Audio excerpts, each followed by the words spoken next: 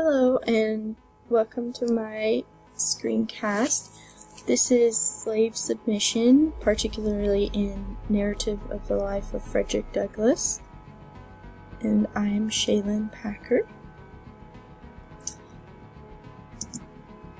This is the most famous photo of Frederick Douglass, very sincere looking guy.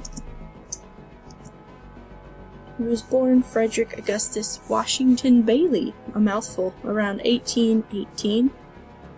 His actual age is unknown. He does not know his own age. He died in 1895 of a heart attack. He became an abolitionist, and that's where he had the idea to write his narrative to further the cause of abolishing slavery. He was a fugitive slave himself at one point before becoming free. In 1845 is when he published Narrative of the Life of Frederick Douglass. Here's one of the famous quotes of him: "Knowledge makes a man unfit to be a slave." And that was one of the big psychological tactics of slave owners, was that they were not allowed to learn how to read or write or become educated. So another way was through public lashings. So they would be beaten in front of the other slaves in order to deter them from going against their masters. Like I said before, they weren't allowed to know their ages.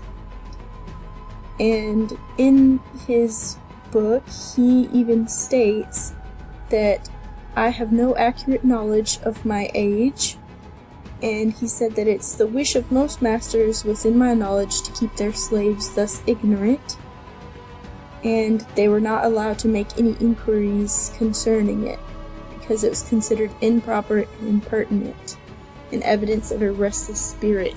Therefore they could be lashed for that as well.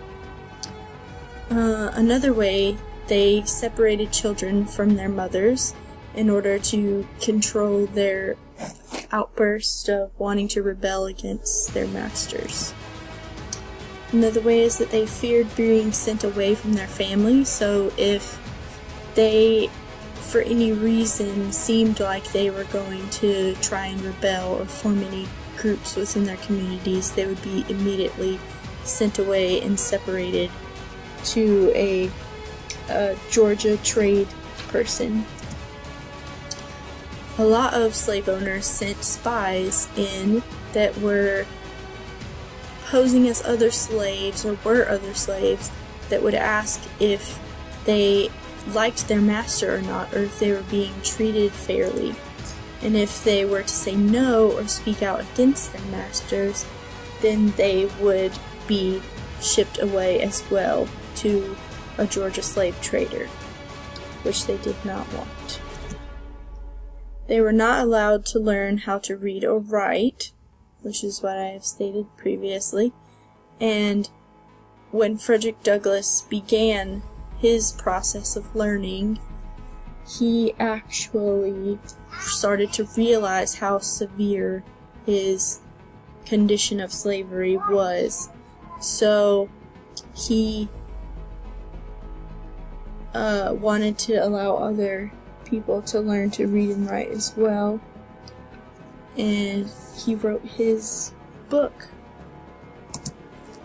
Another way that they were controlled psychologically is that the children were forced to eat like animals. They were given boiled cornmeal that was made into a slop and subsequently thrown into a wooden tray or a trough and put on the ground, and then the children would be called in like animals, really, and forced to eat off of the floor, most of the time just with their hands.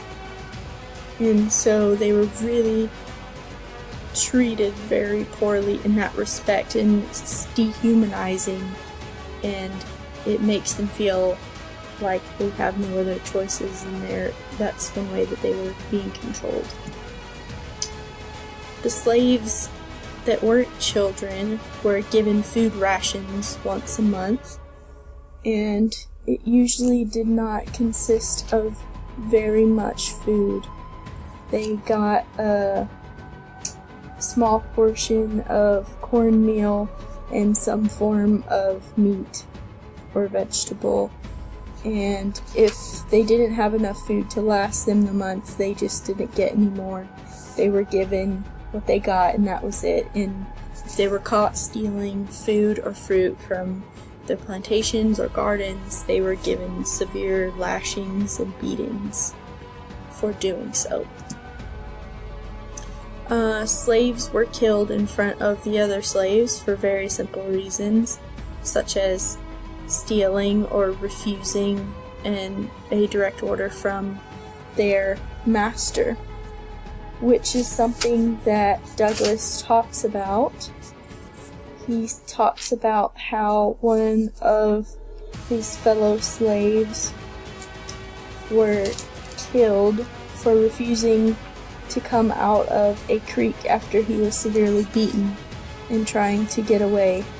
His name was Denby, and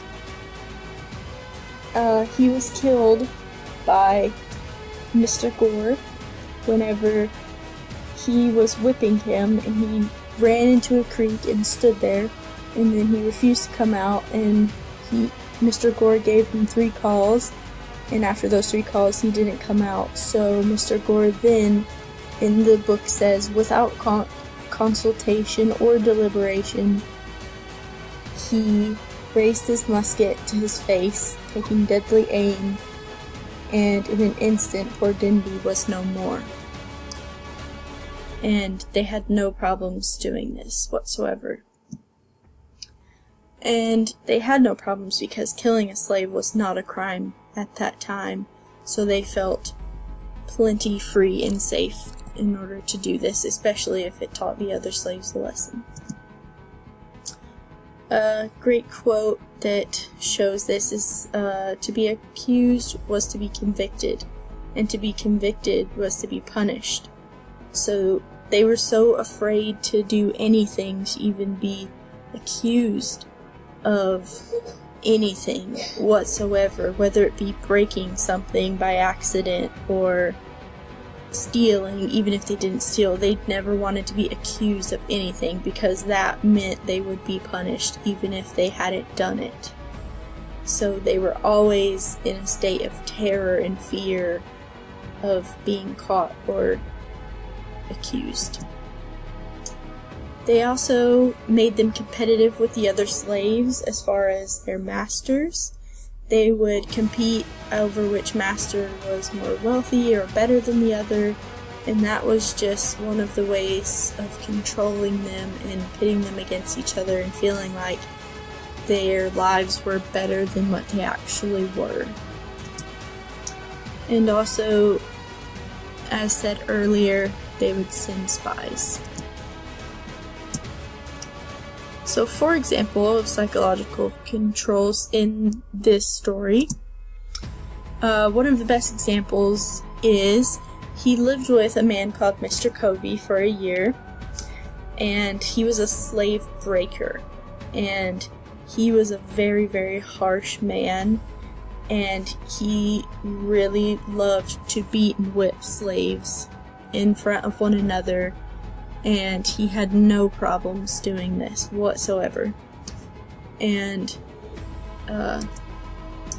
he would get out and work in the fields with his slaves, and he would get a nice lie-in though until the mid-afternoon. Then he would go work beside them and outwork them, and that way they weren't able to start slacking off when they got a bit tired when they were working next to him and he's working harder than them.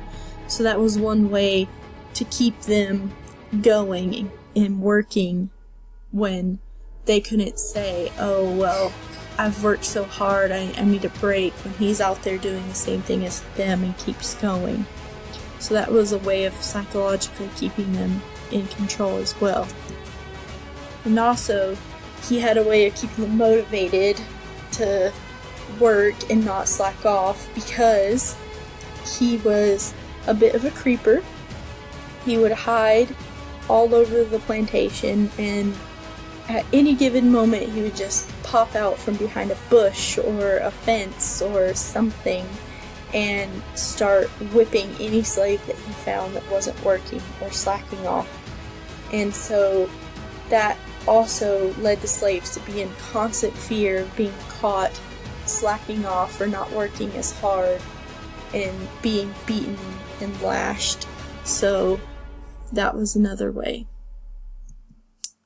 There were also, obviously, a lot of physical control tactics, which in this picture here, you can see the raised marks of a lashing victim, which described in Douglas's narrative happened very, very often, to where there were whelps and blood dripping down a slave's back from a master, as seen here, as there's blood spilling out as they're tied up to something.